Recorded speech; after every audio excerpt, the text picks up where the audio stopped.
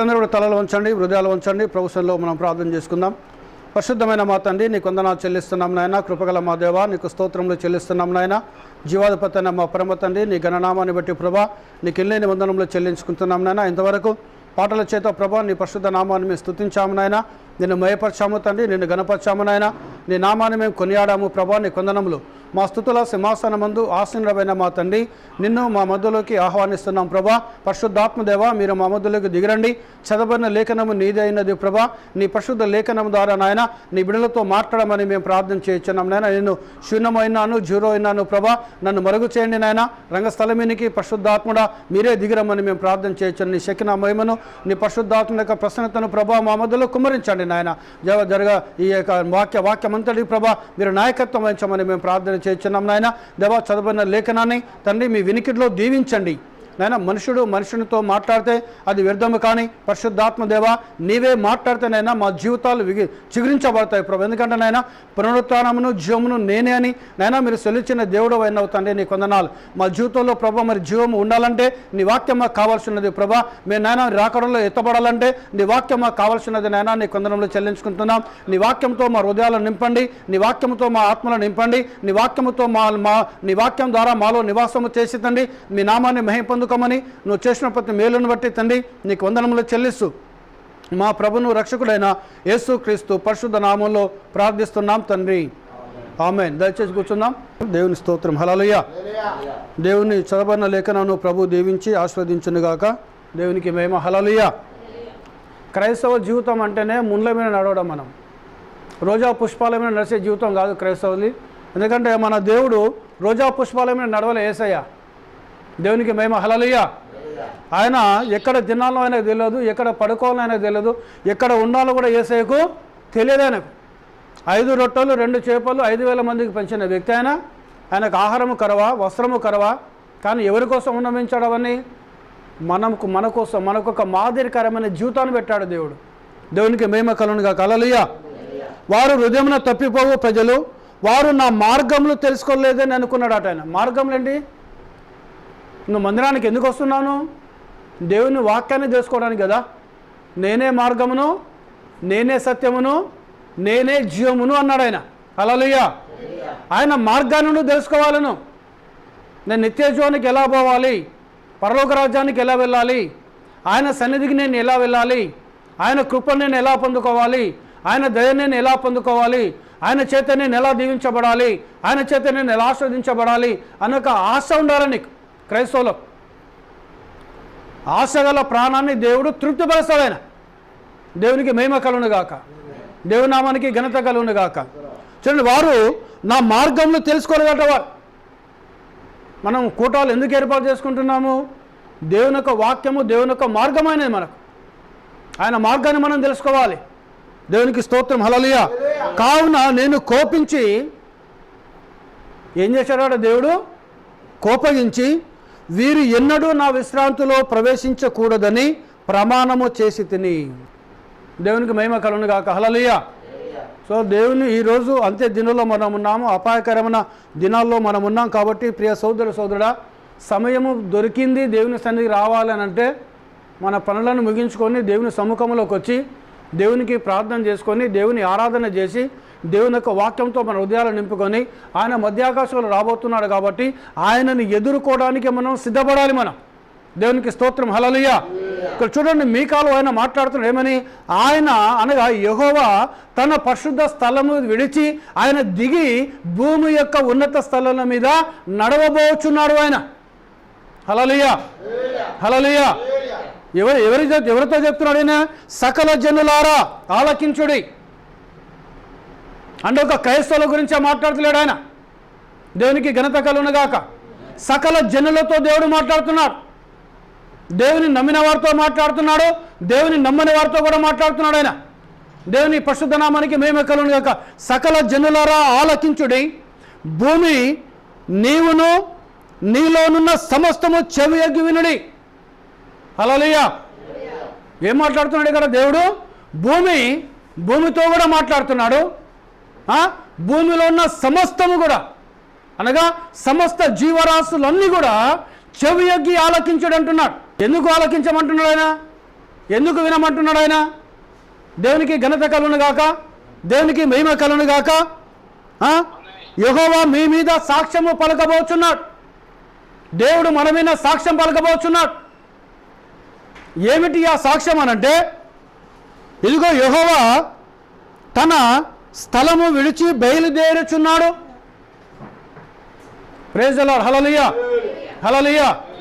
ఆయన తన పరిశుద్ధ స్థలం విడిచి, ఆయన తన పరలోక రాజ్యాన్ని విడిచి ఆయన బయలుదేరబోచున్నాడు. ఎవరినే? యెహోవా దేవుడు. అవునండి. ఇప్పుడు ఐగుప్తులోకి వెళ్ళి కూడా వాళ్ళు బానిసత్వంలో ఉన్నారు. ఐగుప్తు దేశంలో ఇందాక మనం చదువుకున్నాం. రండి మనము నమస్కారం చేసి యెహోవా సన్నిధిలో సాగిలపడి ఆయనకు నమస్కారం చేద్దామంటున్నాడు మోషే. వాళ్ళని ఐగుప్తులోకి వెళ్ళి ఎక్కడ తీసుకోబోతున్నాడు? అరణ్యంలో 3 దినాలు ప్రయాణం చేసి, అరణ్యంలో ప్రయాణం చేసి మా దేవుని మేము ఆరాధన చేసి, మా దేవుని మేము మహిమపరిచి, మా దేవుని సన్నిధిలో మేము జీవించి మరలా వస్తామన్నాడు ఆయన. కానీ వాస్తవానికి మరలా వారు ఐగుప్తు పోవడానికి రావటం లేదు. వారు దేవుని సముఖంలోకి వచ్చిన తర్వాత, దేవుని ఆరాధించిన తర్వాత, దేవుని మహిమపరిచిన తర్వాత, దేవుని సన్నిధిలో జీవించిన తర్వాత దేవుడు ఎక్కడికి వెళ్ళమని చెప్తాడో ఆ స్థలానికి వెళ్ళడానికి వారు బయలుదేరి వస్తున్నారు. దేవునికి స్తోత్రం. హల్లెలూయా, హల్లెలూయా. సో ఈ రోజు కూడా ప్రియ సోదర సోదరుడా, నీవు ఈ లోకంలోకి వెళ్ళి, ఈ భూమిలో ఉన్న ఈ లోకంలోకి వెళ్ళి శరీరాశ, నేత్రాశ, జీవపు డంబం అనే ఈ లోకంలోకి వెళ్ళి, ఈ యొక్క దుఃఖం అనే లోకంలోకి వెళ్ళి, కష్టములు అనే లోకంలోకి వెళ్ళి, శోధనలు అనే లోకంలోకి వెళ్ళి, ఈర్ష్యలు అనే లోకంలోకి వెళ్ళి, వ్యాధులు అనే లోకంలోకి వెళ్ళి, అనారోగ్యములు అనే లోకంలోకి వెళ్ళి, అపాయములనే లోకంలోకి వెళ్ళి ఒక శాశ్వతమైన లోకం ఉన్నది మనకు, ఒక శాశ్వతమైన దేశం ఉన్నది మనకు, ఒక శాశ్వతమైన స్థలం ఉన్నది మనకు. ఆ శాశ్వతమైన దేశము, ఆ శాశ్వతమైన స్థలం ఏదనగా నిత్య జీవమైనది. హల్లెలూయా. నువ్వు ఈ లోకంలోకి వెళ్ళి, ఈ శ్రమలైన లోకంలోకి వెళ్ళి, ఈ పాపయుక్తమైన లోకంలోకి వెళ్ళి, ఈ సాతాను చెరలో పెట్టబడిన ఈ లోకంలోకి వెళ్ళి దేవుని యొక్క లోకంలోకి నువ్వు ప్రయాణం చేస్తున్నాను. హల్లెలూయా, హల్లెలూయా. సో ఆయన కిందికి ఎందుకు దిగొస్తున్నాడు అనంటే, అందుకే ఆయన సాక్ష్యం పెడుతున్నాడు. ఎవరు పెడుతున్నాడు? సకల జనులకు సాక్ష్యం చెప్తున్నాడు ఆయన. భూమిని సాక్ష్యంగా పెడుతున్నాడు ఆయన. భూమిలో ఉన్న సమస్తము మీరు చెవు ఎగ్గి వినండి, మీ మీద నేను సాక్ష్యం పలకబోతున్నాను అంటున్నాడు ఆయన. దేవునికి మేము హల్లెలూయా, హల్లెలూయా. ఎందుకు ఆయన ఆ పరిశుద్ధ స్థలము దిగి ఆ పరలోక రాజ్యంలోకి వెళ్ళి దిగి వచ్చి భూమిని ఎందుకు నడవబోతున్నాడు అని? ఆయనకేం పని లేదా? దేవునికి లేదా అండి? పని లేదా ఆయనకు? ఉన్నదా లేదా? దేవునికి ఉద్యోగం, ఆయనకు ఉద్యోగం లేదా? ఆయనకేం పని లేదా? దేవునికి ఉన్నదా లేదా? నువ్వు చేసే పని అన్నా 6 గంటలు, 7 గంటలు, 8 గంటలు కావచ్చు నీది, అంతేనా కదా? కానీ ఆయన చేసే పని ఒక్క క్షణం కూడా కన్ను మూయడట. ఆయన మూస్తాడా అండి? ఆయన మూస్తాడా? ఒక్క క్షణం కనుక దేవుడు కన్ను మూస్తే నువ్వు బతుకుతావా? భూమిన బతుకుతారమ్మా? ఇశ్రాయేలును కాపాడువాడు కునుకడు, నిద్రవాడు. హల్లెలూయా. ఆయన కునికే దేవుడు కాదు, ఆయన నిద్రపోయే దేవుడు కాదు. దేవుని నామానికి మేమే కలను. ఇక ఎలాంటి పని ఉన్నది ఆయనకు? సత్యమా కాదా? సత్యమేనని చెప్పే బ్రదర్, వాస్తవమేనా? ఆయన కనుక కన్ను ఇలా మూసిందనుకో, మనం ఎక్కడుంటాం? మనం బతుకుతాం ఆ భూమిన? నిన్ను కాపాడేవాడు దేవుడా కాదా? నువ్వు బండి పోతున్నావు, నీకు యాక్సిడెంట్ కావటం లేదు, ఎవరు కాపాడుతున్నారు నిన్ను? దేవుడు కాపాడుతున్నాడా? నువ్వు బస్సులో ప్రయాణం చేస్తున్నావు, ఆ బస్సుకి ఎలాంటి హాని జరగటం లేదు, క్షేమంగా తీసుకొని వెళ్ళి మళ్ళీ ఇంటికి తీసుకొస్తున్నాడు దేవుడు. ఆయన కాపాడుతున్నాడా? కాపాడుతుండా లేదా ఆయన? నీకు జ్వరం వచ్చింది, మొన్న పాస్టర్ గారు చెప్పారు, వాస్తవమా కాదు అది? ఎలుకలు, ఇంట్లో ఎలుకలు ఉంటే ఏం చేస్తే రంధ్రాలు చేస్తాయి. ఇది ప్రవక్త చెప్పింది, అవునా కదా? నువ్వు మందు తీసుకొచ్చి దేనికి చంపుతావు? ఎలుకలను చంపుతావు, కానీ అవి చేసే రంధ్రాలను పుడుస్తావాను? ఓ సాతాను గాడు కూడా నీ శరీరంలో క్యాన్సర్ కానీ, ఎయిడ్స్ కానీ, టీబీ కానీ, రోగము కానీ, హార్ట్ అటాక్ కానీ, జ్వరము కానీ, ఫిట్స్ కానీ, లేదంటే ఏంటిది పక్షపాతం కానీ, గుండెపోటు కానీ, లేదా ఎముకలు విరగడం కానీ, అనారోగ్యం రావడం కానీ, కనుచూపు మందించడం కానీ, చెవులు వినకపోవడం కానీ, అరికాల నుండి తల వరకు ఇప్పుడు ఎన్ని రోగాలు ఉన్నాయో అన్ని రోగాలతో నీ శరీరాన్ని గుల్లగుల్ల చేస్తాడు వాడు. నువ్వు మందు, ఆ క్రిమిని చంపే మందునే డాక్టర్లు ఇస్తారు. యాంటీబయాటిక్ అంటే ఆ క్రిములను చంపే మందు ఇస్తున్నారు. ఆ డాక్టర్ ఇచ్చే మందు ఆ క్రిములను చంపేస్తుంది. కానీ నీ శరీరాన్ని ఎవరు బాగు చేయాలి? ఎవరు బాగు చేయాలండి? ఆ ఎలుకలు చేసే రంధ్రాలను భుజగపోతాల్లో పాములు వచ్చేవంటాయి కదా, వాస్తవమే కదా? ఏమో ఎలుకలు రంధ్రాలు చేసినా మళ్ళీ దాన్ని రాయి పెట్టి సిమెంట్ వేసి కంకర వేసి మంచిగా స్మూత్గా చేసుకోవాలను, మళ్ళీ వచ్చాల్లో ఏది పడకుండా. దేవునికి స్తోత్రం, హల్లెలూయా. అవునా అండి?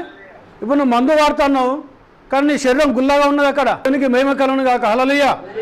నీ శరీరం గుల్లగా ఉన్నది, అది నీ శరీరం మంచిగా లేదు, దేవునికి మహిమ కలుగును గాక. మరి నీ శరీరాన్ని ఎవరు బాగు చేయాలి? హల్లెలూయా, హల్లెలూయా. ఈ శరీరాన్ని కాపాడేవాడు దేవుడు అయినాడు.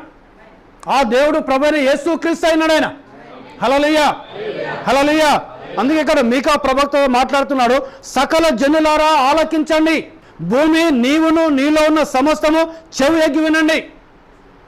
భూమి చెవి ఎగ్గి వినాలి. మన భూమికి చెవులు ఉన్నాయా? కానీ దేవునికి తెలుసు, దేవుని స్తోత్రం, హల్లెలూయా. భూమి కూడా దేవుని మాట వింటున్నది, హల్లెలూయా. చూడండి, మనం దేవత్వం గురించి మాట్లాడుకుంటున్నాం, కానీ మాట్లాడుతుండగా దేవుడు ఏమైనాడు? ఈరోజు పాత నిబంధన గ్రంథంలో యెహోవా దేవుడు అంటున్నాడు ఆయన. మీకా ప్రవక్త చెప్తున్నాడు, సకల జనులతో మాట్లాడుతుండగా క్రైస్తవులతో మాత్రమే కాదు ఆయన మాట్లాడేది. ఆయన ఈవెన్ అన్ని జనాంగంతో కూడా దేవుడు మాట్లాడుతున్నాడు. ప్రపంచంలో ప్రతి జాతులతో దేవుడు మాట్లాడుతున్నాడు. ప్రపంచంలో ఉన్న ప్రతి దేశంలో ఉన్న ప్రతి మానవ రూపంలో ఉన్న ప్రతి మనిషితో దేవుడు మాట్లాడుతున్నాడు ఆయన. హల్లెలూయా, హల్లెలూయా. మీరు చెవి ఎగ్గి వినండి అంటున్నాడు ఆయన.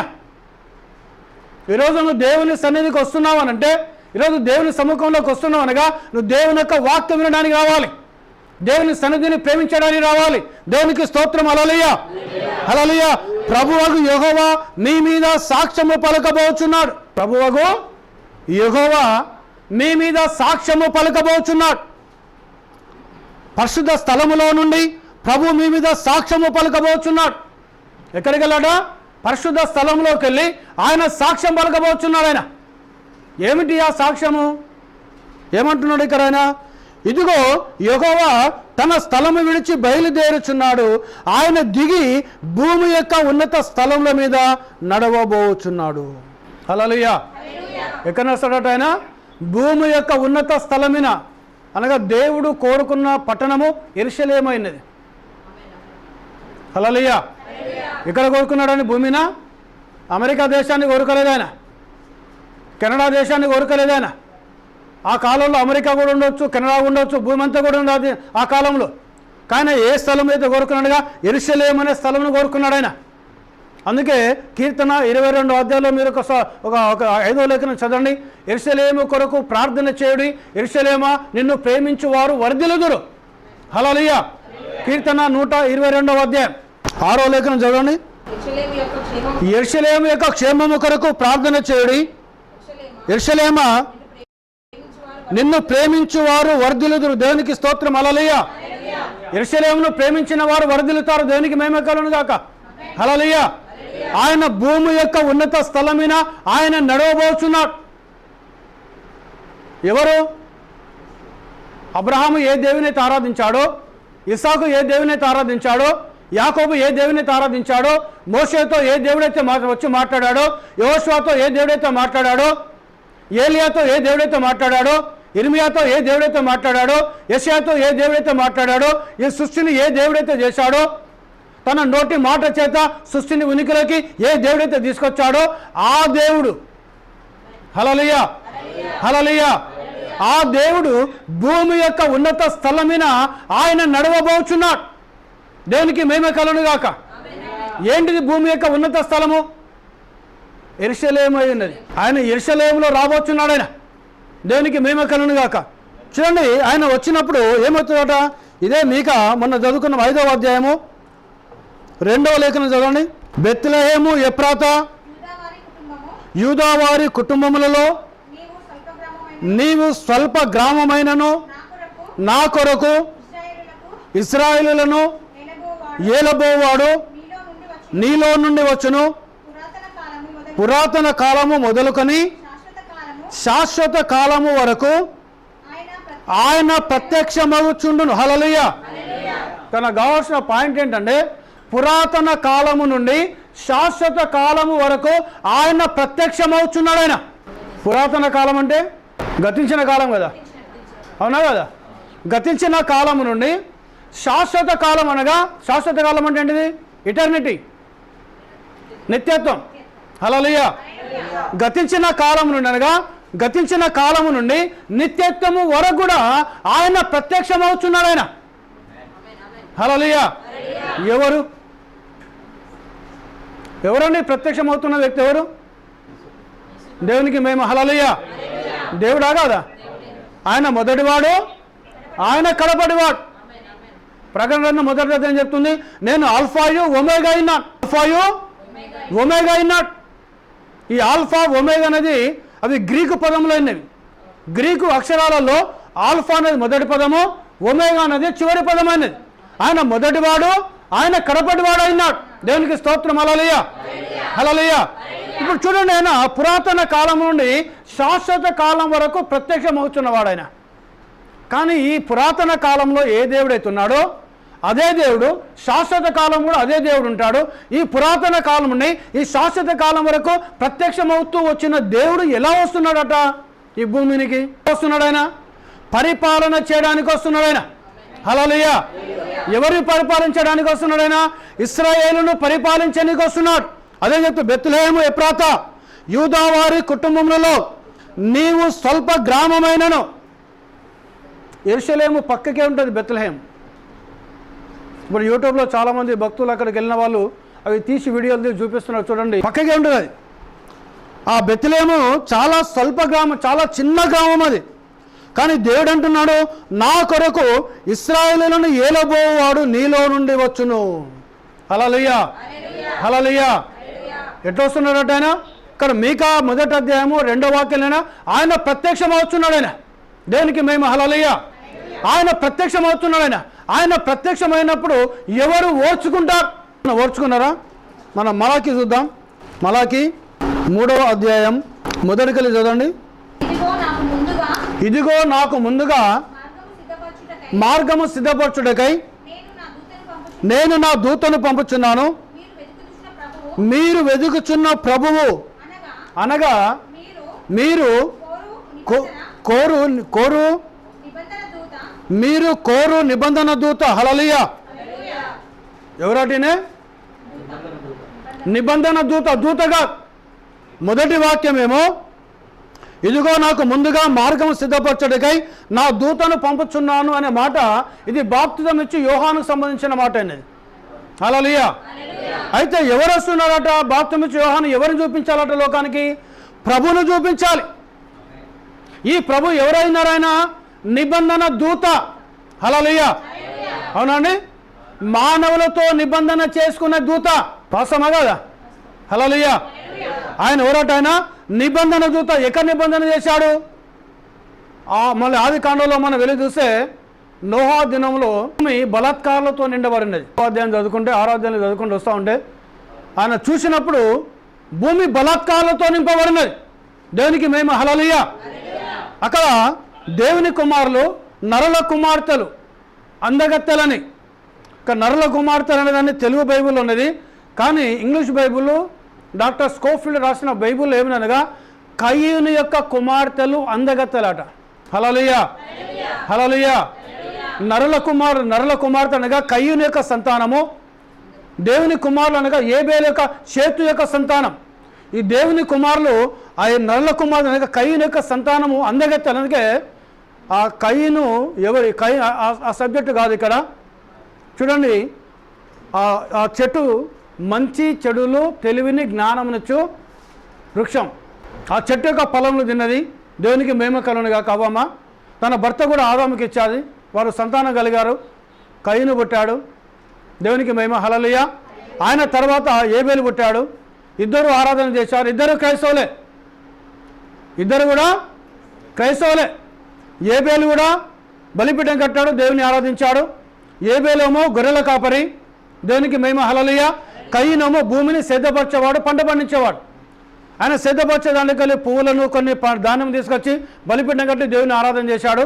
కయీనేమో గొర్రెను తీసుకొచ్చాడు, ఆ గొర్రెను వధించాడు, దేవునికి రక్తం చెందించి దేవుని ఆరాధించాడు. కయీను యొక్క అర్పణను దేవుడు తుణీకరించాడు, ఏబేలు యొక్క అర్పణను దేవుడు అంగీకరించాడు. అప్పుడు ఏమైంది? కయీనుకు కోపం వచ్చింది. ఎవరి మీద రావాలి కోపం? వాస్తవానికి దేవుని మీద. కానీ దేవుని ఏం చేయలేడు కదా, అవునా? ఏమైనా చేయగలడా? ఏం చేయలేడు. కానీ ఏంటి అసూయకు వచ్చింది? ఆహా, నాకంటే చిన్నోడు ప్రార్థన చేస్తే నాకంటే చిన్నోని ప్రార్థన అంగీకరించినాను, నేను మా అమ్మకు మా నాన్నకు జ్యేష్ఠ సంతానం, నేను చేస్తుంది, నా ప్రార్థన వినవాను. అయితే ఇక నువ్వు ప్రార్థన వినా, నా ప్రార్థన వినాలంటే ఎవరు? వీడు లేకపోతే నువ్వు నా ప్రార్థన వింటావు. ఎక్కడ జరిగింది? వాస్తవమే కదా. ఇద్దరు పొలంలో ఉన్నారు, పొలం చేసుకుంటే ఏ కారణం లేకుండా తమ్ముని వినపడ్డాడు, బండతో చంపి వదిలేసిండు. దేవుడు పోయి కయీను మీ తమ్ముడు ఎక్కడ? మా తమ్ముడిని సాక్ష్యమా నేను? మా తమ్ముడిని కావాలి అని అంటాడు. అప్పుడు దేవుడు ఏమన్నాడు? నువ్వు సత్క్రియ చేస్తే నువ్వు తల ఎత్తుకోవా? దేవునికి స్తోత్రం. హల్లెలూయా, హల్లెలూయా. నీ తమ్ముని రక్తము భూమిలో కలి నాకు మొరపెట్టుచున్నది. దేవునికి స్తోత్రం. హల్లెలూయా. అప్పుడు ఏబేలును చంపిన తర్వాత దేవుడు ఏం చేశాడు? ఏబేలుకు ప్రతిగా మరలా అవ్వమ్మకు షేతునిచ్చాడు. దేవునికి మేము హల్లెలూయా, హల్లెలూయా.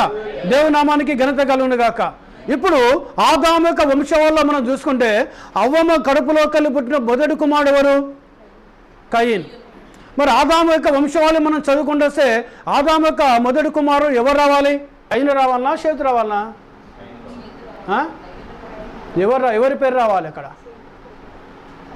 మరి ఆదాము యొక్క భార్య హవ్వ, అవునా కదా? అవసరమా కదా? అవ్వ గర్భంలోకి వెళ్ళి మొదట పుట్టిన కొడుకు ఎవరు? కయీను. మరి ఆదాము వంశం వల్ల ఎవరి పేరు రావాలి? మొదటి పేరు.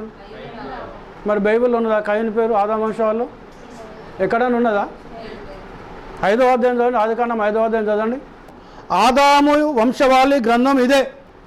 దేవునికి స్తోత్రం. హల్లెలూయా. అవునా అండి? ఏమున్నది?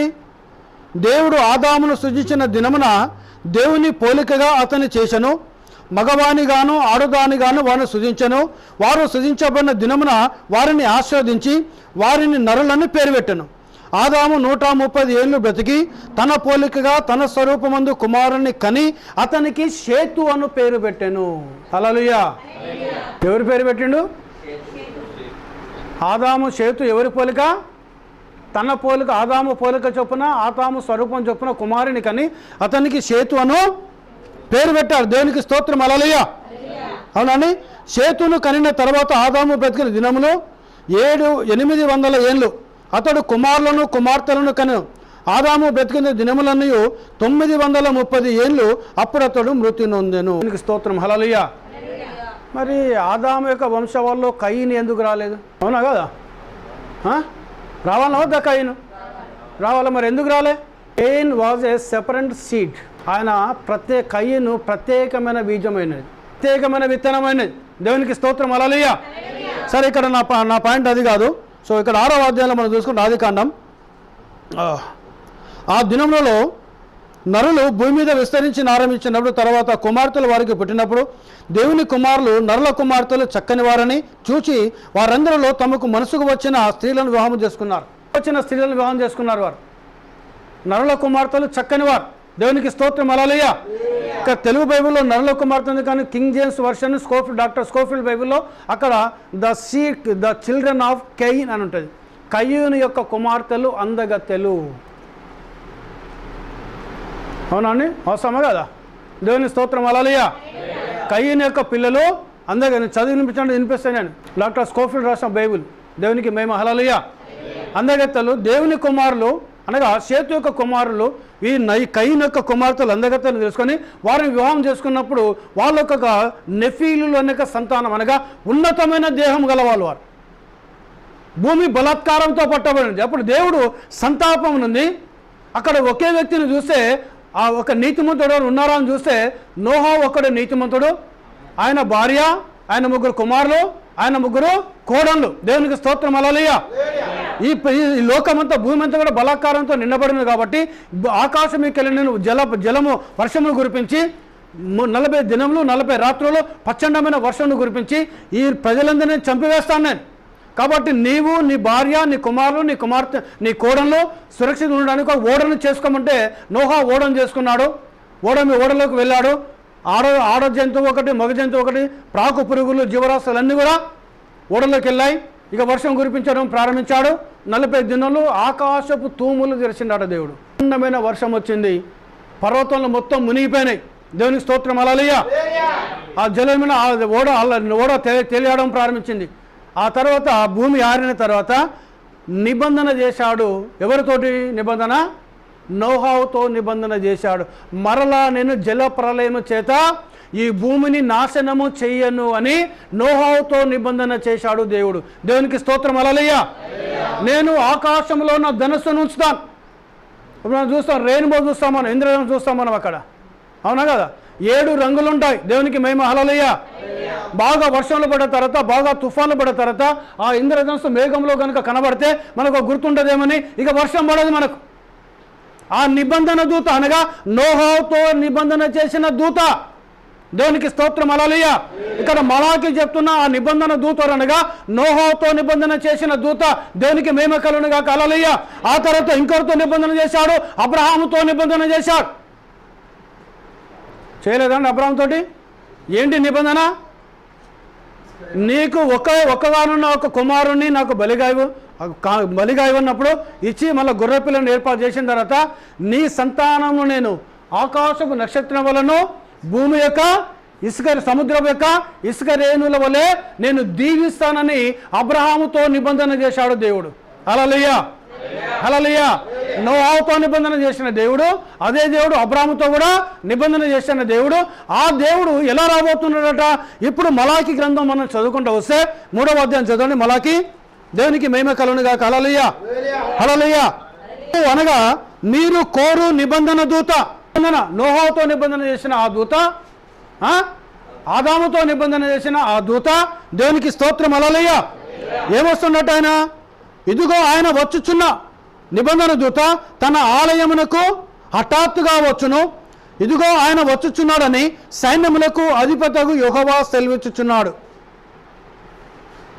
ఆ నిబంధన దూత నోహావుతో నిబంధన చేసిన దేవుడు ఎవరు? పాత నిబంధనలో యెహోవా దేవుడు అంటున్నాం. హల్లెలూయా, అవునా కాదా? వాస్తవమా కాదా?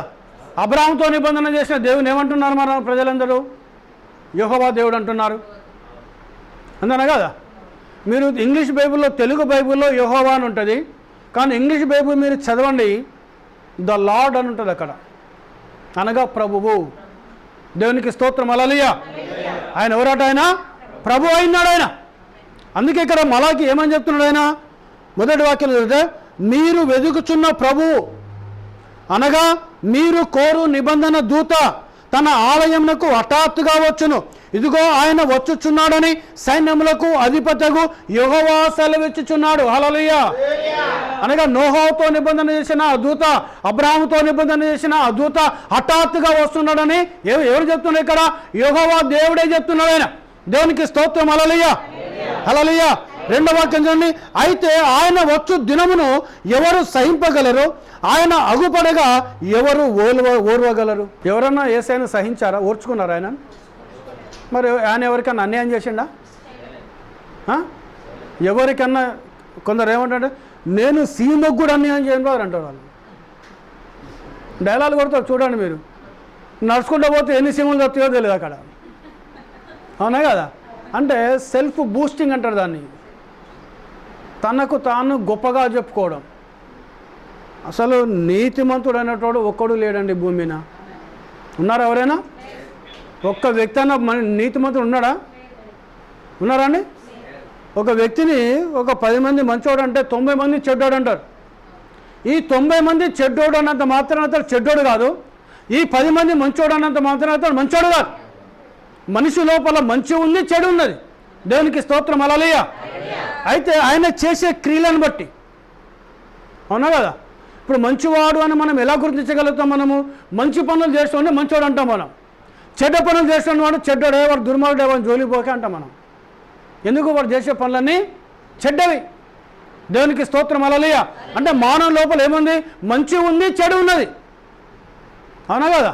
దేవునికి స్తోత్రం. కానీ ఇక్కడ యేసు ప్రభు లోపల చెడు లేదు. ఉన్నదా అండి? ఉన్నదా?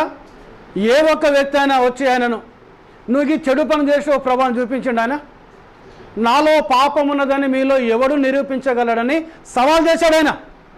ఆ రోజున్న ధర్మశాస్త్ర ఉపదేశకులతోటి, ఆ రోజున్న శాస్త్రులతోటి, ఆ రోజున్న పరిశీలతోటి, ఆ రోజున్న సదుకాయలతోటి యేసయ్య సవాల్ చేశాడు ఆయన. సవాల్ చేస్తే ఒక్క వ్యక్తి కూడా లేచి పలాని స్థలంలో నువ్వు తప్పు చేసావు ప్రభా, పలాని వ్యక్తిని నువ్వు దూషించావు ప్రభా, పలాని వ్యక్తిని నువ్వు తిట్టావు ప్రభా, పలాని వ్యక్తికి అన్యాయం చేసావు ప్రభా, పలాని వ్యక్తులను నువ్వు అపకీర్తి చేసావు ప్రభా అని ఒక్కడు కూడా ఆయనకు ముందు నిలబడి చెప్పలేకపోయాడు. అంటే ఎవరైనా ఎవరండి? ఈయన పాపం లేనివాడే కదా. ఇప్పుడు పాపం లేనివాడు ఎవరైతారా? ఆయన పరిశుద్ధుడు కదా. హల్లెలూయా, అవునా కదా? ఆయనను అనేక రకాలుగా శోధించారు ఆయన. మనం సింపుల్గా చూస్తే వ్యభిచారంలో పట్టబడిన స్త్రీని పట్టుకొచ్చి ఆయన ముందు పెట్టిండు. ఇవాళకి ఏం దొరికింది దగ్గర సాకు? మోసే ధర్మశాస్త్రం ఈ విధంగా చెప్తుంది, ప్రభా ఇగో ఏమో వ్యభిచారంలో పట్టబడితే వాళ్ళ రాళ్లతో కొట్టి చంపాలని ధర్మశాస్త్రం చెప్తుంది కాబట్టి ఏమైనా దొరికింది, మేము తీసుకొచ్చాం, మరి నువ్వేం చెప్తావు అన్నారు. ఆయనను శోధిస్తున్నారు, ఆయన ప్రభుని శోధిస్తున్నారు వారు. దేనికి? మేము హల్లెలూయా. కానీ ఏమన్నాడు ఆయన? కింద తల వంచాడు, నేల మీద రాస్తాడు. ఏం రాస్తుండో మనకు తెలియదు. ఏమన్నాడు? మీలో పాపము చెయ్యని వాడు మొదట రాయి తీసుకొని ఆమెను కొట్టండి అన్నాడు ఆయన. ఇక రాస్తాడు అక్కడ ఎవరి పేరుందో వాని పేర్లన్నీ రాస్తున్నాడు. ఈయనకు తెలుసాదే లేదా? చిన్నలు బైబిల్ చెప్తుంది, చిన్నలు మొదలుకొని పెద్దల వరకు కూడా ఒక్కడు కూడా రాయి తీసుకొని ఆమెను కొట్టలేదు. ఆమెను హల్లెలూయా, హల్లెలూయా. ఒక్కడు కూడా రాయి తీసుకొని ఆమెను కొట్టలేదు. అందరూ వెళ్ళిపోయారు అక్కడికి వెళ్ళి. అంటే ఆ బైబిల్ చెప్తుంది, ఆయన పలికిన ఆ మాట వాళ్ళ హృదయంలో గుచ్చుకున్నది. అది ఏం కనబడుతుంది అక్కడ? మరి వీళ్ళు శాస్త్రులు ఉన్నారు అక్కడ, పరిశీలు ఉన్నారు అక్కడ, సదుకాయలు ఉన్నారు అక్కడ, ధర్మశాస్త్ర ఉపదేశాలు ఉన్నారు అక్కడ. దేవునికి స్తోత్రం, హల్లెలూయా. శాస్త్రులు నోరెత్తలేకపోయారు, ధర్మశాస్త్ర ఉపదేశం నోరెత్తలేకపోయారు, పరిశీలు నోరెత్తలేకపోయారు, సదుకాయలు నోరెత్తలేకపోయారు, అక్కడ యాజకులు నోరెత్తలేకపోయారు, అక్కడ లేవీలు నోరెత్తలేకపోయారు, అక్కడ సమాజం ఎవరు కూడా ఒక రాయి తీసుకొని ఆ స్త్రీని కొట్టలేకపోయారు. దేవునికి మేము హల్లెలూయా. ఆయన లేచి చూసేసరికి ఎవరు కొట్టలేదు, ఎవరు కొట్టలేదు ప్రభా అన్నది.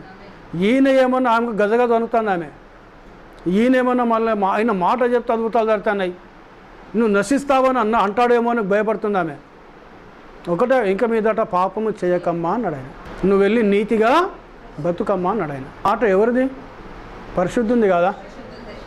హల్లెలూయా, హల్లెలూయా. పరిశుద్ధుడు అయితే మాత్రమే చెప్పగలడు ఆయన. ప్రేమ స్వరూపం అయితే మాత్రమే చెప్పగలడు ఆయన. దేవునికి మేము హల్లెలూయా. అందుకే ఆయన మాటల్లో కానీ, ఆయన జీవన విధానంలో కానీ, ఆయన చూపుల్లో కానీ, ఆయన నడకల్లో కానీ ఎక్కడ ఒక్క వ్యక్తి కూడా ఆయనలో తప్పును దొరకబట్టలేకపోయా. మరి ఈయన మేలే చేశాడు కదా ప్రజలకు, అవునా కదా? వాస్తవమా కదా? మరి ఎవరైనా ఓర్చుకున్నారు ఆయనను? అందుకే అందరూ మంచోని బాగా తిడతారండి. అదవకుంటాడు కదా మంచోడు అంటే, అవునా కదా? ఏం ఎదురు మాట్లాడరు, ఇష్టం వచ్చినాడు తిడతా అంటారు. యేసయ్యను అదే చేశారు వాళ్ళు. మోసమా కదా? ఇక్కడ మలాకి ఏం మాట్లాడుతున్నాడు ఆయన? ఆయన అగుపడగా ఎవరు ఓర్వగలరు? ఆయన ఎవరైనా ఓర్చుకున్నారా? ఎవరు ఓర్వగలరు? ఆయన అగుపడగా ఎవరు ఓర్వగలరు? ఆయనను ఎవరు సహించగలరు? అయితే ఆయన వచ్చు దినమున ఎవరు సహింపగలరు? ఆయన అగుపడగా ఎవరు ఓర్వగలరు? ఏ ఒక్క వ్యక్తికి ఎలాంటి హాని చేయలేదు యేసయ్య. దేవునికి మహిమ, హల్లెలూయా. ఆయనను సహించలేకపోయారు. ఎందుకు సహించలేకపోయారు ఆయనను? వాళ్ళు చేసేది తప్పు అంటున్నాడు ఆయన. ఈరోజు దొంగను పట్టుకొని నువ్వు దొంగ అంటే వానికి ఎక్కలేని కోపం వస్తే వానికి, నేను దొంగనా అంటాడు. అవునా కదా? ఆ దొంగను పట్టుకొని, బ్రదర్ నువ్వు చాలా మంచోని బ్రదర్, దేవుడు నిన్ను దీవించు, అబ్బో అన్న నన్ను పొగిడుకున్నాడు బ్రదర్. అప్పుడు పొగిడే వాళ్ళు మంచోళ్ళు అవుతారు. నువ్వు చేసే తప్పు అన్న తప్పుని ఖండించినాడు ఏమవుతాడు? శత్రువు అవుతాడు. ఇక్కడ యేసు ప్రభు వాళ్ళకి ఏ అన్యాయం చేయలేదు ఆయన. అందుకే ఆయన ఎవరు సహించలేకపోయారు. అందుకే ఆయన ఎవరు ఓర్చలేకపోయారు. ఎందుకు ఓర్చలేకపోయారంటే ఆయన కంసాలి అగ్ని వంటి వాడు. హల్లెలూయా, హల్లెలూయా. కంసాలి అగ్ని వంటి వాడు. హల్లెలూయా. ఈరోజు బంగారం దగదగ మెరవాలనంటే అవసరం ఎక్కడికి వెళ్ళి వస్తుంది? బంగారం మట్టిలోకి వెళ్ళి వస్తుందండి.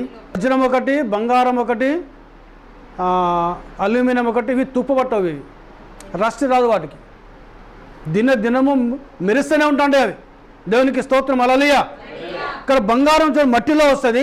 ఒక బంగారంను ఒక నగగా చేసుకోవాలంటే, ఒక ఆర్నమెంట్గా చేసుకోవాలంటే ఆ మట్టికి తీసుకొచ్చి దాన్ని టకాటక్ చేయడు వాడు. చేస్తారా? నిప్పులో కాల్చాలి దాన్ని. హల్లెలూయా. ఎక్కడ పెట్టాలి? నిప్పులో కాల్చాలి. హల్లెలూయా. నిప్పులో కాల్చి వడబోయాలి. వడబోసి ఏం చేయాలి? ఆ ఇనుప దానిని పెట్టి సుత్తితో కొడుతుండాలి ఇక్కడ. దేవునికి స్తోత్రం. హల్లెలూయా. ఈ కంసాలి వాడు చూస్తే ఆ బంగారంలో తన ప్రతిబింబం కనిపించాలి. హల్లెలూయా. ఏం కనిపించాలి? ఆ బంగారంలో ఈ కంసాలి అనేక ప్రతిబింబం కనిపించాలి. ప్రతిబింబం కనిపిస్తేనే ఆ ప్రతిబింబం కనిపించేంత వరకు కూడా అది ఎన్నిసార్లు అయినా కూడా ఆ బంగారం నిప్పులో అగ్నిలో కాల్చడం ప్రారంభిస్తున్నాడు ఆయన. దేవునికి స్తోత్రం. హల్లెలూయా. కాల్చి తీసి వడబోసి ఆ ఇనుప బండి మీద పెట్టి స్తుతితో కొట్టడము ప్రారంభిస్తాడు ఆయన. దేవునికి మేము హల్లెలూయా, హల్లెలూయా. ఆ కొట్టే సమయంలో ఏమైందనగా గాయమైతే ఉంటుంది, బాధ అయితే ఉంటుంది, కష్టమైతే ఉంటుంది. ఇప్పుడు బంగారము సనగదు, బంగారము గునగదు. ఆ బంగారానికి తెలుస్తాడేమని, ఈయనను నీ కంసాలను ఏం చేస్తున్నాడు అంటే ఈ ప్రజలందరూ చూసి ఒక ఆర్నమెంట్గా, ఒక నగగా, ఒక మంచి అందరూ చూసి మెచ్చుకునే ఒక మంచి నగగా నన్ను అలంకారముగా నన్ను తయారు చేస్తున్నాడని తెలుసుకొని ఆ బంగారము లోబడతా ఉంటుందట. ఈరోజు నీవు కూడా బంగారం అయితే, దేవునికి మేము హల్లెలూయా, నీవు కూడా ఏమైతే బంగారం అయితే ఆ కంసాలి వానికి లోబడాలను. ఇప్పుడు ఈ కంసాలి వాడు ఎవరైనారు? ప్రభువైన యేసుక్రీస్తు అయినాడు ఆయన. హల్లెలూయా. ఆయన వాక్యమనే స్తుతితో నిన్ను కొడుతున్నప్పుడు, నీలో ఉన్న మలినమంతా బయటికి పోవాలి. హల్లెలూయా. అందుకే ఆయనను ఎవరు ఓర్చుకోలేకపోయారు, ఆయనను ఎవరు సహించలేకపోయారు. ఆయన అకస్మాత్తుగా వచ్చాడు. 12 సంవత్సరాల వయసు మరియమ్మ యోసేపు పోయి యెరూషలేములోకి వచ్చి సొలొమోను కట్టించిన మందిరంలోకి వచ్చి దేవుని ఆరాధన చేసి తిరిగిపోయారు. ఈయనను మర్చిపోయారు యేసు ప్రభును. అప్పుడు ఆయన వయసు ఎంత అండి? 12 సంవత్సరాల వయసు. హల్లెలూయా, హల్లెలూయా. ఆయన కూర్చొని ధర్మశాస్త్ర ఉపదేశకులతోటి మాట్లాడుతుండే. ఆయన చెప్పే సమాధానం విని ఈ బాలునికి ఇంతటి జ్ఞానం ఎక్కడిది? అవునా కదా? వయసు ఎంత అనేది? 12 సంవత్సరాలు. బైబిల్లో ఇంతటి జ్ఞానం ఎక్కడిది ఈయనకు అని ఆశ్చర్యపోతున్నారు. ఒక దినమంతా ప్రయాణం చేసిపోయారు. మరియమ్మను గార్డియన్ అనబడుతున్న యోసేపు, అందుకే నేను యోసేపును యేసు ప్రభు తండ్రి అని చెప్పాను. నేను Joseph was a Guardian of Jesus Christ, ఆయన సంరక్షకుడు. హల్లెలూయా, హల్లెలూయా. లేదంటే స్టెప్ ఫాదర్, సాధిన తండ్రి ఆయన. దేవునికి మేము హల్లెలూయా. కానీ ఆయన కన్న తండ్రి కాదు యోసేపు. దేవునికి అది మనం గమనించాలి. మనం దేవునికి మేమే కలును గాక. మళ్ళీ వచ్చి యేసుప్రభుని కనుక్కున్న వెంటనే మరియమ్మ, కుమారుడా, నేనుయు నీ తండ్రియు నీ గురించి మేము చింతిస్తున్నాం అంటే వెంటనే ఆమె మాటను ఖండించేశాడు ఆయన. ఏమని? నేను నా తండ్రి పని మీద ఉండాలని నీకు తెలియదా? హల్లెలూయా, హల్లెలూయా. ఆయన ఎవరి పని మీద ఉండాలి? ఏమనమో మరియమ్మనమో యోసేపు నీ తండ్రి అని చెప్తున్నది. కానీ యేసయ్య 12 సంవత్సరాలు వేసున్న యేసయ్య ఏమంటున్నాడు? నీకు తెలియదా నేను నా తండ్రి పని మీద భూమికి వచ్చాను నేను.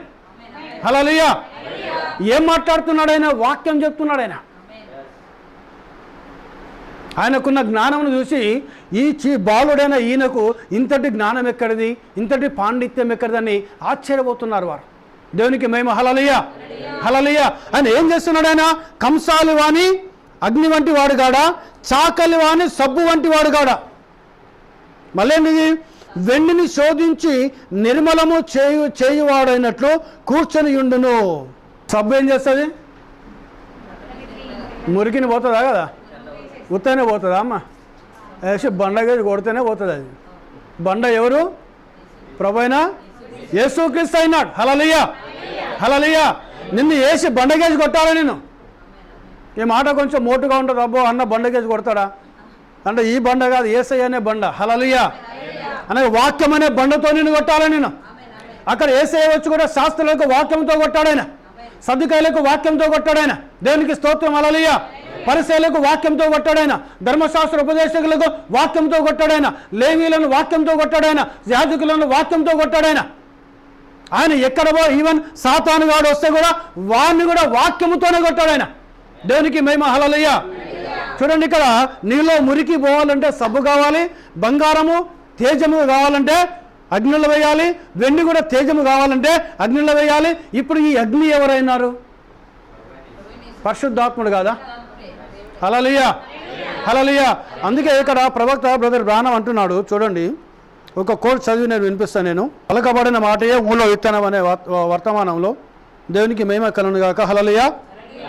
ప్రభువా, ఓ ప్రభువా, నీవు ఎంతో గొప్పవాడవు, మేము ఎంతో వందనస్థలమై ఉండాలి. మంచిది, దేవుడు ఎంతో గొప్పవాడైన మనము దేవునికి వందనస్థలమై ఉండాలి. కాబట్టి వాక్యము మరియు ఆత్మ యొక్క విశ్వాసులు తప్పక ఒకటి ఉండాలి. వాక్యము మరియు ఆత్మ యొక్క విశ్వాసులు తప్పక ఒకటి కలిగి ఉండాలి.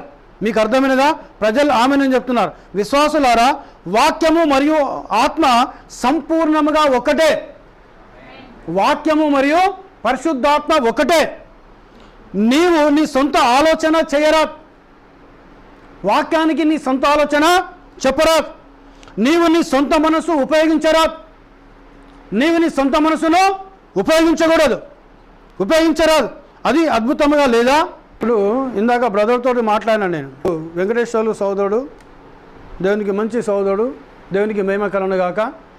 త్రియేక దేవుడు అనే పదము ఎన్ని భాషలు ఉంది బ్రదర్ అంటే?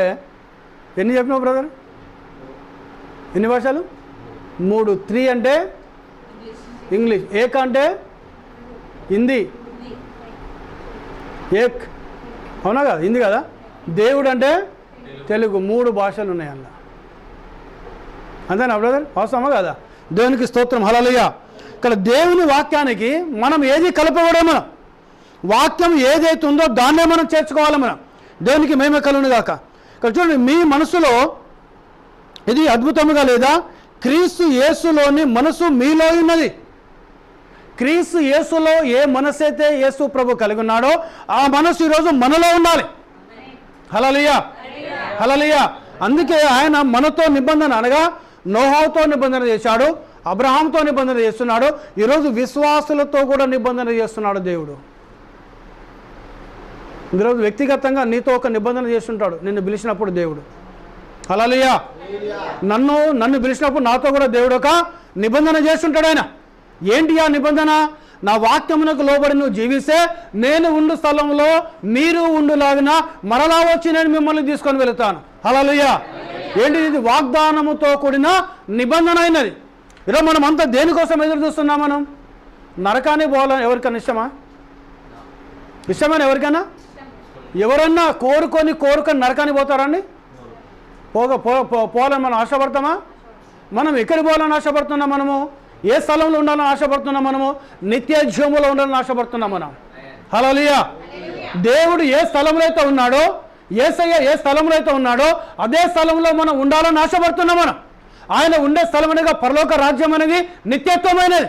ఈరోజు ప్రతి క్రైస్తవుడు, ప్రతి క్రైస్తవురాలు, ప్రపంచవ్యాప్తంగా ఉన్న ప్రతి క్రైస్తవులంతా కూడా నిత్యత్వం వెళ్ళాలని ఆశపడుతున్నారు, నిత్యత్వంలో ఉండాలని ఆశపడుతున్నారు, పరలోక రాజ్యం వెళ్ళాలని ఆశపడుతున్నారు. అయితే నిన్ను పరలోక రాజ్యానికి తీసుకొని వెళ్ళాలంటగా, నువ్వు నిత్యత్వంలోకి వెళ్ళాలనగా నీకు ఒక మార్గం ఉన్నది. ఇక్కడ ఆ మార్గము ప్రభువైన యేసు క్రీస్తు అయినాడు. ఆయన హల్లెలూయా. ఆ ప్రభువైన యేసు క్రీస్తు ఈరోజు ఏమైనాడు? ఆయన వాక్యమైనాడు. ఏమైనాడు ఆయన? వాక్యమైనాడు ఆయన. అందుకే ఇక్కడ ప్రవక్త ఏమంటాడుగా, యేసు క్రీస్తు కలిగిన మనసు నీలో ఉండాలి. ఆ మనసు నీలో ఉంటే అప్పుడు నువ్వు ఏమవుతావట? ఆయన చేసినట్టుగానే నీవును వాక్యమును తీసుకుంటావట. క్రీస్తు యేసుకు కలిగిన మనసు నీలో ఉంటే నువ్వు ఏం తీసుకుంటావు? నువ్వు దేవుని యొక్క వాక్యమును తీసుకుంటావు తప్ప మానవుని యొక్క ఆలోచన కానీ, మానవుని యొక్క సిద్ధాంతములు కానీ, మానవుని యొక్క డాక్టర్స్ కానీ నువ్వు తీసుకోవు. హల్లెలూయా. హల్లెలూయా. కారణం ఆయన వాక్యమైనాడు. ఆయన ఏమైనాడు? ఆయన వాక్యమైనాడు. ఆయన వాక్యమైన ప్రకారముగా నీవు కూడా వాక్యముగా మారాలి. దేవునికి స్తోత్రం కలుగును గాక. మరియు క్రీస్తు మనసు మీలో ఉన్నట్లయితే మీరు వాక్యమై ఉన్నారు. ఎవరి మనసు నీలో ఉంటే? క్రీస్తు మనసు నీలో ఉంటే దేవునికి మహిమ. హల్లెలూయా. ఈరోజు యూనివర్సల్గా ఎవరైతే క్రైస్తవులు ఉన్నారో వారి మనసు లోపల ఏముండాలి? యేసు ప్రభు యొక్క మనసు ఉండాలి. యేసు ప్రభు ఏ ఆత్మీయత కలిగి ఉన్నాడో, యేసు ప్రభు ఏ శక్తి అయితే కలిగి ఉన్నాడో ఆ శక్తి ప్రపంచంలో ఉన్న ప్రతి క్రైస్తవుడు కలిగి ఉండాలి, ప్రతి క్రైస్తవురాలు కలిగి ఉండాలి. అప్పుడు నీవు కూడా వాక్యముగా మారుతావు. దేవునికి మహిమ. హల్లెలూయా. నిన్ను వాక్యముగా మార్చడానికే ఆయన కంసాలి వాణి అగ్ని వంటి వాడయ్యాడు. ఆయన చాకలి వాణి సబ్బు వంటి వాడయ్యాడు. ఆయన వెన్నిని నిర్మూలము చేయు కంసాలి వాడయ్యాడు. ఆయన అందుకే ఆయనని ఎవరు ఓర్చుకోలేకపోతున్నారు. హల్లెలూయా. హల్లెలూయా. మీరు వాక్యమైనారు. మీరు దేవుని యొక్క జీవించుచున్న వాక్యమైనారు. హల్లెలూయా. నువ్వు ఏమై ఉండాలంటే నువ్వు దేవుని యొక్క జీవించుచున్న వాక్యముగా మారాలను. హల్లెలూయా. అవునా అండి? వాస్తవమా కాదా? వాక్యముగా మారాలను. ఇక్కడ భూమి మీద ఆయన ప్రతినిధులమై ఉన్నాం. మనం ఏమైనా మనము భూమి మీద ఆయన యొక్క ప్రతినిధులమైన మనం. దేవునికి స్తోత్రం. హల్లెలూయా. హల్లెలూయా. నిన్ను దేవుడు తన ప్రతినిధిగా, నిన్నొక రిప్రజెంటేటివ్గా ఏర్పాటు చేసుకుంటున్నాడు ఆయన. దేవునికి మహిమ. హల్లెలూయా. ఆయన ప్రతినిధిగా నిన్ను ఏర్పాటు చేసుకుంటున్నాడు ఆయన. అది నిజం, అది సత్యమైనది. పనిని కొనసాగించువారు సంఘము తప్పక ఆ రీతిగా ఉండవలను. సంఘం ఎలా ఉండాలట? దేవునికి ప్రతినిధిగా మనం ఉండాలి. మనం హల్లెలూయా. హల్లెలూయా. నాకు నేనే ఉంటే కాదు. ఇప్పుడు దేవునికి ప్రతినిధి అంటే దేవుడు ఏం పని చేశాడు? సువార్తను ప్రకటించాడు, వాక్యాన్ని ప్రకటించాడు, ఆత్మను తన తండ్రి రాజ్యంలోకి నడిపించాడు ఆయన. దేవునికి మేము. హల్లెలూయా. నీవు ఆయన ప్రతినిధి అయితే నీవు కూడా సువార్తను ప్రకటిస్తావు, నీవు కూడా ఆత్మలను దేవుని యొక్క రాజ్యాలను నడిపిస్తావు. దేవుడికి మహిమ కలుగును గాక. సంఘము ఆ విధంగా ఉండాలి. ఈరోజు భారతదేశంలో ఎన్ని సంవత్సరాలైనా దాదాపు అపోస్తలుడైన తోమా వచ్చిన కారణం మొదలు పెట్టుకుంటే ఇప్పటికీ కూడా 3% క్రైస్తవులు ఉన్నారు భారతదేశంలో. ఎందుకు స్ప్రెడ్ అయితే లేదు? మీటింగ్లు పెడుతున్నారు, లక్షలు కోట్లు పెట్టి మీటింగ్లు పెడుతున్నారు.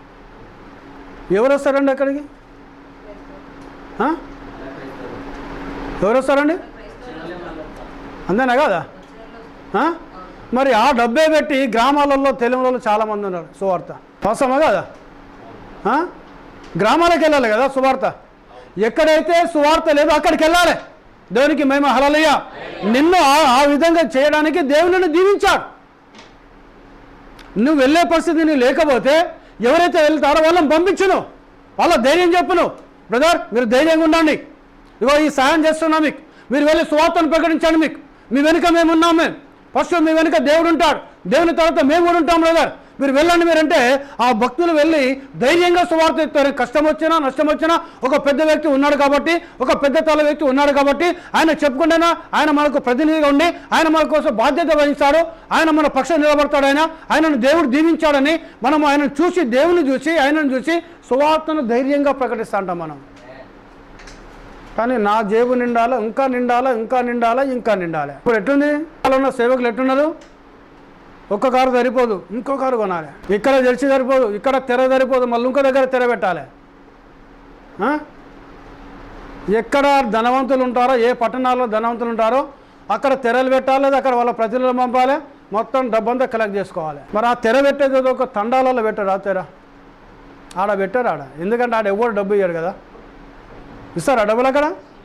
ఒక గిరిజన గూడాలు, ఏటున్నర మొత్తాలు గిరిజన గూడాలు ఉన్నాయి. ఆ గూడాల్లో తెర పెట్టు, ఒక్క పైసా పడదు. అక్కడ పడుతుందా? అంటే వీళ్ళు చేసేది ఏంటిది? బిజినెస్ చేస్తున్నారు వాళ్ళు. యేసు ప్రభుని అడ్డు పెట్టుకొని వ్యాపారం చేస్తున్నారు వారు. దేనికి స్తోత్రం. హల్లెలూయా. సో అది కాదు ఇక్కడ. నీకు ఏం కావాలి? నీకు యేసయ్య వ్యాపారం చేయలేదు. ఆయన మందలోకి దేవాలయంలోకి వచ్చిండు ఆయన ఒకసారి. ఏం జరుగుతుంది అక్కడ? ఏం చేస్తాను? గువ్వలు నమ్ముతాను. ఇక 10 రూపాయలకి గువ్వ, ఇక పావురాలు 200 పావురాలు వ్యాపారం చేస్తానా లేదా? చూసిండు కొరడా తీసుకొని పొల్ల కొట్టిండు ఒక్కొక్కరిని. అక్కడ పోయినాక గదే కొట్టుడు కొడతాడు ఆయన. అవునా కదా? నా సేవ చేయి బాబు నిన్నంటే నువ్వు వ్యాపారం చేశాను. హల్లెలూయా. దేనితో వ్యాపారం చేశావు? డబ్బుతో వ్యాపారం చేశాను. దేవునికి స్తోత్రం. హల్లెలూయా. నశించిన దానిని వెదికి రక్షించడానికి మనుష్య కుమారుడు ఈ లోకమునకు వచ్చెను. హల్లెలూయా. ఆయన ఈ లోకానికి ఎందుకు వచ్చాడు అని అంటే, ఎక్కడైతే మానవులు నశించబోతున్నారో, ఎక్కడైతే మానవులు శాపగ్రస్తులు ఉంటున్నారో, ఎక్కడైతే మానవులకు వాక్యము తెలియదో వారి యొద్దకు వాక్యముగా వెళ్ళి వారికి వాక్యమును ప్రకటించి ఆ శాపములకు విడిపించడానికి, ఆ నాశనలకు విడిపించడానికి, ఆ తప్పుడు మార్గం విడిపించి ఆయన నిత్య జీవంలో తీసుకోవడానికి దేవుని కుమారునిగా, ఆయన దేవుడే మానవ కుమారునిగా, దేవుడే మనుష్య కుమారునిగా ఈ భూమినికి దిగొచ్చాడు ఆయన. హల్లెలూయా. హల్లెలూయా. ఇప్పుడు మీకాలో మొదటి అధ్యాయంలో అదే చెప్తున్నాడు, మీకా 5వ అధ్యాయంలో అదే చెప్తున్నాడు, ఇక్కడ మలాకి 3వ అధ్యాయంలో కూడా అదే చెప్తున్నాడు ఆయన. దేవునికి స్తోత్రం. హల్లెలూయా. మీకా 5వ అధ్యాయం చివరి 2వ వాక్యంలో చేరింది, పురాతన కాలము నుండి శాశ్వత కాలం వరకు ఆయన ప్రత్యక్షమగుచూ ఉన్నాడంట ఆయన. హల్లెలూయా. హల్లెలూయా. ఎవరన్నీనే? ప్రభువైన యేసుక్రీస్తు కాదు ఆయన? హల్లెలూయా. యేసయ్య కాదు ఆయన? దేవునికి మహిమ. హల్లెలూయా. ఆయన ఏమంటుండే ఇక్కడ? ఆయన తన ప్రవక్త ఏం మాట్లాడుతున్నాడు? సంఘము ఆ స్థితిలో ఉండాలను. హల్లెలూయా. ఏ స్థితిలో ఉండాలను? యేసు క్రీస్తు ఏ మనసు అయితే కలిగి ఉన్నాడో నీకు ఆ మనసు ఉండాలని. యేసు ప్రభు ఎలాంటి ప్రార్థన పడినాడో నువ్వు అలాంటి ప్రార్థన పడాలంట. యేసు ప్రభు దేవుని యొక్క రాజ్యం గురించి ఆశ కలిగి ఉన్నాడో నువ్వు అలాంటి ఆశ కలిగి ఉండాలను. అలాంటి అగ్నితో నింపబడి ఎప్పుడు కూడా మంట మండుతున్నాడు హృదయంలో. ఇర్మియా అనుకున్నాడట, నేను సువార్త ప్రకటించాను, నేను ఇక అస్సలే వాక్యం చెప్పాను, నేను అందరు నన్ను తిడతాను, అందరు నన్ను దూషిస్తాను, అందరూ నన్ను ఎగతాళి చేస్తానని బాగా సన్నుకున్నాడు, చెప్పననుకున్నాడట ఆయన. కానీ ఏమైంది ఆయన తెలుసా? ఆయన ఏమైండో ఆ లేఖనం తెలుసా అండి మీకు? చదవండి, ఇర్మియాలో ఉంటుంది అది. ఇక నేను సువార్తే ప్రకటించాను, ఇక నేను దేవుని సేవనే చేయను, నేను ఇక వాక్యమే ప్రకటించాను, నేను బాలున్నాను, అందరు నన్ను తిడతాను, అందరు నన్ను దూషిస్తాను, అందరు నన్ను అవమానిస్తున్నారు అని బాధపడుతున్నాడు ఆయన. ఇక ఫోన్ అనుకొని తీర్మానించుకొని కూర్చున్నాడు ఆయన. ఇర్మియా 20వ అధ్యాయము 9వ లేఖనం చదవండి.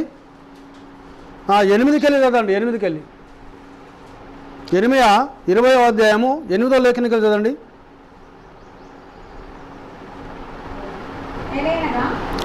ఏలయనగా నేను పలుకున్నప్పుడెల్లా బలత్కారము జరుగుతున్నది, దోపుడు జరుగుతున్నది అని ఎలుగెత్తి చాటింపవలసి వచ్చాను. దినమెల్ల యెహోవా మాట నాకు అవమానముకును అపహాస్యమునకు హేతువాయను. ఇర్మియా ఏమంటాడు? నేను పోయి వాక్యం చెప్తే అంతా నాకు అవమానం జరుగుతాను, అందరూ ఒక్కరు మెచ్చుకుంటలేరు నన్ను, ఒక్కరు కూడా నన్ను మెచ్చుకుంటలేరు, ఒక్కడు కూడా నన్ను అప్రిషియేట్ చేయటం లేదు, అభినందించటం లేదు నన్ను. ఎవరు అనుకుంటున్నారు? ఇర్మియా అనుకుంటున్నాడు ఆయన. ఇక యెహోవా పేరే ఎత్తాను నేను, ఇక దేవునికి నాకు ఏ సంబంధం లేదంటుండ ఆయన. ఇంకా 7వ వాక్యం చదువుకుంటే, యెహోవా నీవు నన్ను ప్రేరేపింపగా నీ ప్రేరేపణకు లోబడితిని, నీవు బలవంతము చేసి నన్ను గెలిచితివి. నన్ను గెలిచాను, నువ్వు నన్ను ప్రేరేపించావు, నన్ను గెలిచావు. నేను వెళ్ళి వాక్యం చెప్తా ఉంటే, నీ మాట ప్రకటిస్తా అంటే ఎవరు నన్ను మెచ్చుకుంటలేరు, అందరూ నన్ను అవమానిస్తున్నారు, అందరూ నన్ను ఎగతాళి చేస్తున్నారు. దేవునికి స్తోత్రం. హల్లెలూయా. ఇప్పుడు 9వ వాక్యము, ఆయన పేరు నేను ఎత్తాను, ఇక ఆయన పేరే ఎత్తాను నేను. ఇరవై ఏమంటాను ఆయన? ఇక ఆయన పేరే ఎత్తాను నేను, ఆయన నామాన్ని బట్టి ప్రకటించాను నేను, ఆయన నామాన్ని బట్టి నేను వాక్యమే ప్రకటించాను నేను అని నేను అనుకుంటాను ఆయన. కొంతమంది సేవకులు ఏం చేస్తారంటే, విశ్వాసులు మాట వినకపోతే వీళ్ళకి చెప్పి నా బుర్ర పోతుందిరా నాయన. అవునా కదా? చాలామంది సేవకులు అనుకుంటారు, మాట వినని వాళ్ళు చాలామంది ఉంటారు సంఘంలో. దేవునికి స్తోత్రం. హల్లెలూయా. అనుకుంటారు. అనుకుంటున్నా అది నా హృదయంలో అగ్ని వలె మండుచు. ఆమె ఏం చేస్తుందట? ఇర్మియా హృదయంలో అగ్ని వలె మండుచు, నా ఎముకలలోనే మూయబడి ఉన్నట్లున్నది. అగ్ని వలె మండుచుందట ఆయన హృదయంలో. అది మండుకుంటూ ఎక్కడ పోయిందట? వాక్యము ఎముకలలోకి వెళ్ళిందట. నేను ఓర్చి విసిగి ఉన్నాను, చెప్పక మానలేను. హల్లెలూయా. దేవుని అగ్ని నీలో ఉంటే ఏం చేస్తాను? నిన్ను దేవుని వాక్యము చెప్పకుండా నిన్ను ఆపలేదు నేను. దేవునికి స్తోత్రం. హల్లెలూయా, హల్లెలూయా. దేవుని అగ్ని నీలో కనుక ఉంటే ఆరాధన జరుగుతుంటే నిన్ను ఇంట్లో పెట్టాలి, ప్రార్థన జరుగుతా నేను ఇంట్లో పెట్టావు. దేవునికి అగ్ని, దేవునికి స్తోత్రం. హల్లెలూయా. నిన్ను ఎక్కడ తీసుకొని వస్తుంది? దేవుని మందిరంలో తీసుకొని వస్తుంది, దేవుని సన్నిధిలోకి తీసుకొని వస్తుంది. ఎందుకనగా ఆయన పరలోకము వదిలి తన పరిశుద్ధ స్థలము దిగి ఆయన భూమి మీద నడిచాడు. ఆయన ఇప్పుడు ఎవరు నడిచారు? భూమిని నడిచారు. 3 తారీఖు గుడ్ ఫ్రైడే, 5 తారీఖు ఏప్రిల్ 5 తారీఖు ఈస్టర్. అప్పుడు ఈ శిలువ మీద 7 మాటలు చెప్తా ఉంటారు. ఇక వాళ్ళు ఒక్కొక్క సంఘ పెద్దకు ఒక వాక్యం ఇస్తారు. వాళ్ళు వచ్చి నిలబడి చెప్తా ఉంటారు వాక్యం. అది ఎవరున్నారు శిలువ మీద? ఆయనతో పాటు 2 దొంగలు ఉన్నారు అక్కడ. హల్లెలూయా, హల్లెలూయా. ఆయన అక్రమకారుల్లో ఒకనిగా ఎంచబడ్డాడు ఆయన, కానీ ఆయన ఏ పాపము చేయలేదు. దేవునికి స్తోత్రం. హల్లెలూయా. పిలాతు ఆయనను వదిలిపెట్టాలనుకున్నాడు, కానీ ఇశ్రాయేలు ఏమంటున్నారు? ఈయనను శిలువ వేయి అంటున్నారు. ఆయన చివరికి చేతులు కడుక్కున్నాడు. ఆయన మరణముకు సంబంధించిన ఏ నేరము ఈయనలో లేదు అన్నాడు ఆయన. హల్లెలూయా, హల్లెలూయా. ఆ రాత్రి ఆయన భార్యకు కల వచ్చింది. ఏమని? ఆ నీతిమంతుని జోలికి పోయినావా, జాగ్రత్త. ఆమె చెప్పిన తెల్ల లేచి, అయ్యా నువ్వు విచారణ చేస్తున్న వ్యక్తి ఆయన సాధారణమైన వ్యక్తి కాదు. ఆయన నీతిమంతుడు. ఆయన జోలికి వెళ్ళకు. ఆయన పరిశుద్ధుడు. ఆయన మంచివాడు. హల్లెలూయా, హల్లెలూయా. ఆయన జోలికి వెళ్ళకు, నువ్వు జాగ్రత్త అన్నది ఆమె. చూసిండు, చేతులు కడుక్కున్నాడు. ఇగో ఈయన రక్తానికి మీరే ఉత్తరవాదులని చేతులు కడుక్కున్నాడు ఆయన. నేను విడుదల చేయాలనుకుంటున్నా, నేను ఎవరిని విడిపించాలనుకుంటే వీళ్ళు ఏమన్నారు?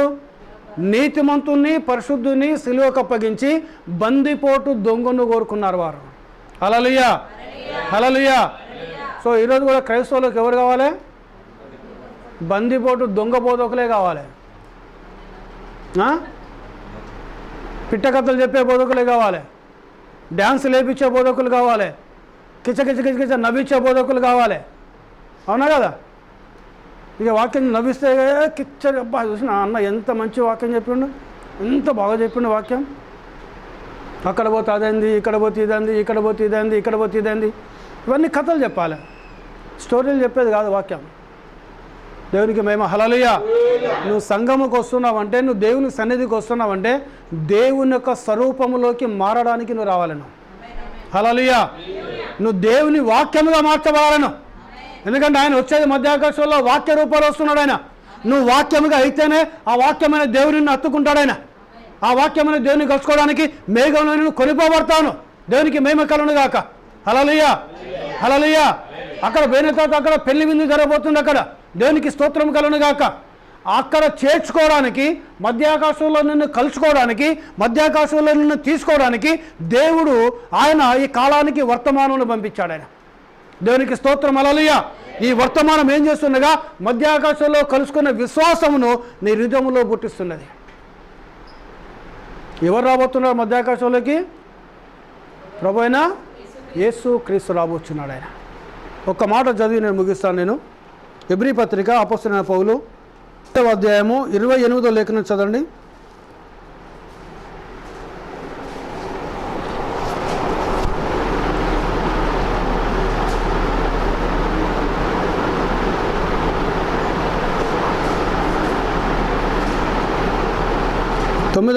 హెబ్రీ రాష్ట్ర పత్రిక 9వ అధ్యాయం 28వ లేఖనం. అలాగుననే క్రీస్తు కూడా అనేకుల పాపములను భరించుటకు ఒక్కసారే అప్పగింపబడి తన కొరకు కనిపెట్టుకొని యుండువారి రక్షణ నిమిత్తము పాపము లేకుండా రెండవసారి ప్రత్యక్షమగును. హల్లెలూయా, హల్లెలూయా. ఆయన రెండవసారి ఎక్కడ రాబోతున్నాడు? ఆయన మధ్యాకాశంలోకి రాబోతున్నాడు. దేవునికి మహిమ కలుగును గాక.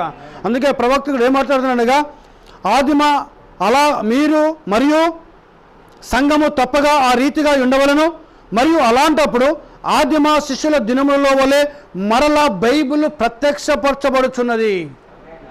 కేవలము శిష్యుల వలె బైబిల్ మరలా మీలో జీవించుచున్నది. హల్లెలూయా. బైబిల్ ఎక్కడ జీవించాలి? నీ హృదయంలో జీవించాలా బైబిల్. హల్లెలూయా. ఈరోజు దేవుని యొక్క వాక్యము సంఘంలోకి వెళ్ళి ఏ క్రైస్తవుడైతే వింటున్నాడో ఆ క్రైస్తవుడు ఎలాంటి వాడైనా కావచ్చు, ఆ క్రైస్తవుని లోపల బైబిల్ నివాసము చేయాలి. అనగా దేవుని యొక్క వాక్యము ఆ క్రైస్తవుని యొక్క జీవితంలో, ఆ క్రైస్తవుని యొక్క హృదయంలో దేవుని యొక్క వాక్యము జీవించాలి. అప్పుడు ఆయన రెండవసారి ప్రత్యక్షం కాబోతున్నాడు. ఆయన ఎవరిని తీసుకొని పోవడానికైనా ఎవరైతే బైబిల్గా మార్చబడతారో, ఎవరైతే వాక్యముగా మార్చబడుతున్నారో, ఎవరైతే దేవుని స్వరూపంలోకి మార్చబడుతున్నారో వారిని తీసుకోవడానికి ఆయన మధ్యాకాశంలోకి రాబోతున్నాడు. ఆయన హల్లెలూయా. ఆయనే ప్రభు అయిన యేసు క్రీస్తు అయినాడు.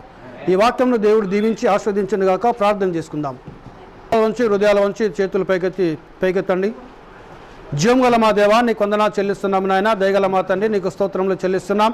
కృపగల మా దేవా నీ ఘననామాన్ని బట్టి ప్రభా నీకు ఎల్లేని వందనములు చెల్లిస్తున్నాము నాయన. ఇంతవరకు నైనా మీరు ఇచ్చిన వాక్యాన్ని బట్టి నైనా నీకు వందనములు చెల్లిస్తున్నాం. వాక్యను ప్రభా 30ంతలుగా 60ంతలుగా 100ంతలుగా దీవించండి.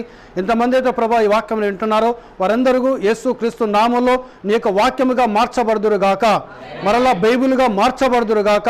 క్రీస్తు యేసు కలిగిన మనసు వారి హృదయంలో ఉండును గాక. ప్రభా వాళ్ళ మలినమంతా తొలగిపోవును గాక, పాపమంతా తొలగిపోవును గాక, రోగమంతా తొలగిపోవును గాక, వ్యాధి అంతా తొలగిపోవును గాక, చీకటంతా తొలగిపోవును గాక. నీ స్వరూపములోకి, నీ పరిశుద్ధాత్మలోకి ప్రభా నీ వాక్య స్వరూపములోకి యేసు క్రీస్తు నామములో వారు మార్చబడుదురుగాక. నాయన ఈ వాక్యంను దీవించు నాయన, మీరు ఆస్వాదించు తండ్రి.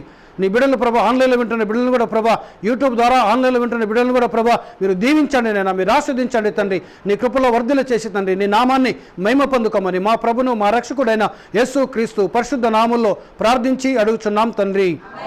ఆమేన్. దయచేసి మన